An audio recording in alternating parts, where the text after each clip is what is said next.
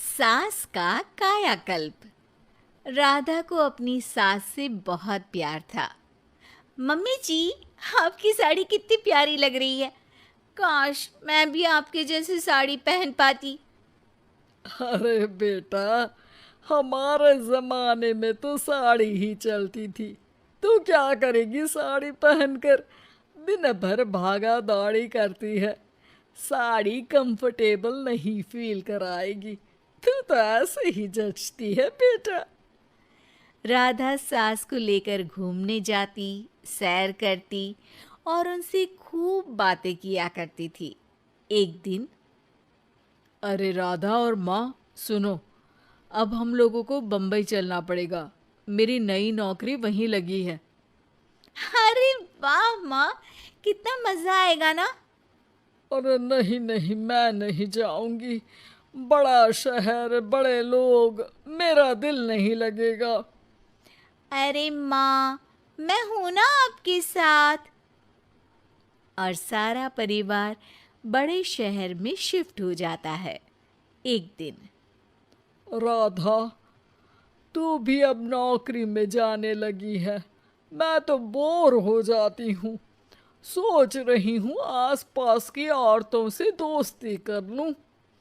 हाँ हाँ माँ, और क्या। यहाँ की औरतें तो किटी पार्टी और बहुत सी फन लविंग एक्टिविटी करती हैं। तो बेटा, दो चार फन लविंग से मुझे भी मिलवा देना। बहू सास के साथ बाहर निकलती है तो देखती है कि सास की उम्र की जो औरतें टहल रही हैं, उनका पहनावा ओढ़ावा सास से बिल्कुल अलग है। लेकिन फिर भी राधा एक औरत को रोकती है। Hello aunty, how are you? Oh great darling. Aunty, हम लोग यहाँ नए शिफ्ट हुए हैं। ये मेरी मम्मी है। क्या ये कल से आप लोगों को ज्वाइन कर सकती हैं? वो औरत सास की तरफ बड़ी ही अजीब नज़रों से देखती है, फिर कहती है, अब ठीक है, कल से भेज देना। सास समझ जाती है कि उस औरत को वो ठीक नहीं लगी, लेकिन फिर भी वो कुछ नहीं बोलती। अगले दिन, अरे माँ, अच्छी सी साड़ी पहनकर तैयार होकर जाइए। आपको आपकी दोस्तों के पास जाना है ना। और नहीं नहीं, मैं सोच रही हूँ घर पर बैठकर टीवी देखूं। वैसे भी रामायण का नया एपिसोड आएगा। नहीं माँ, आप जाओ ना, लोगों से मिलो, बात करो, अच्छा लगेगा। ना चाहते हुए भी सास उन लोगों के पास जाती है, लेकिन सभी सास से बुरा व्यवहार करते हैं। सास मुंह लटकाकर घर आ जाती है। बहू समझ जाती है कि सास को कुछ हुआ है। वो रोज सास को पार्क में भेजती, लेकिन सास रोज मुंह लटकाकर वापस आ जाती। क्या हुआ माँ, आप बाहर जाकर खुश नहीं होती हैं? अरे बेटा, खुश तो हूँ, लेकिन लेकिन क्या माँ, आपको तो लोगों से मिलना, बातें करना अच्छा लगता था। मैं देख रही हूँ कि आजकल आप बाहर से आती हैं तो परेशान सी दिखती हैं। सास कुछ नहीं कहती, अपने कमरे में चली जाती है।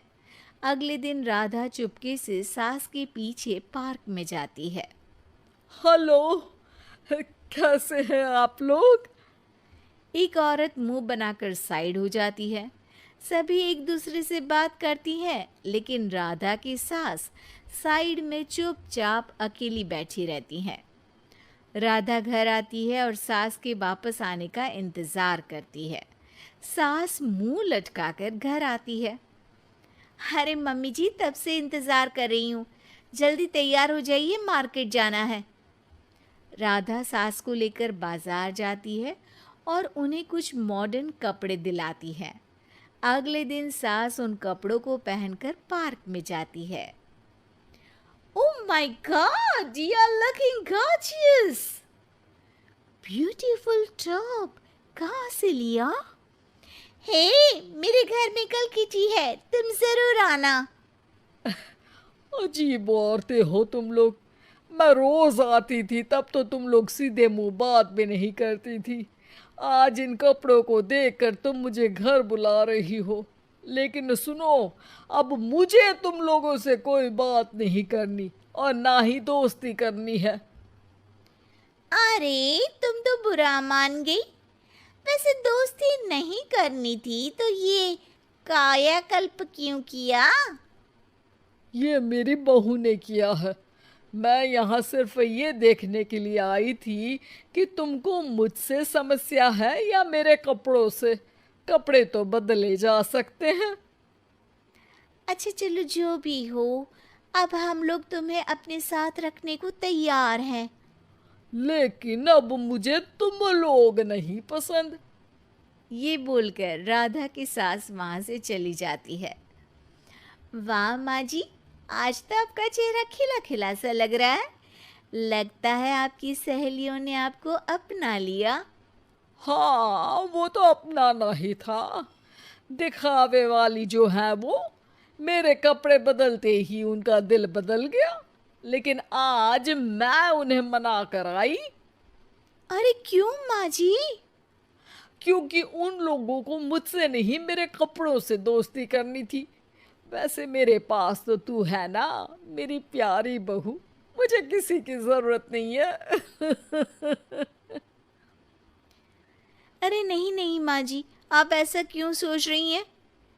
बेटा, ये गलत भी तो नहीं है। जैसा देश वैसा भेष। क्यों? ठीक है ना माँ। अब जब ये हम लोगों का देश है तो क्यों ना हम यहाँ का भेष अपना ले। हाँ हाँ, जरूर, मैं तो तैयार हूँ। समय के साथ खुद को बदलने में कोई बुराई नहीं है। लेकिन कहीं नकल के चक्कर में बंदर ना दिखने लगूं। खैर, बहू लग जाती है सास की कायाकल्प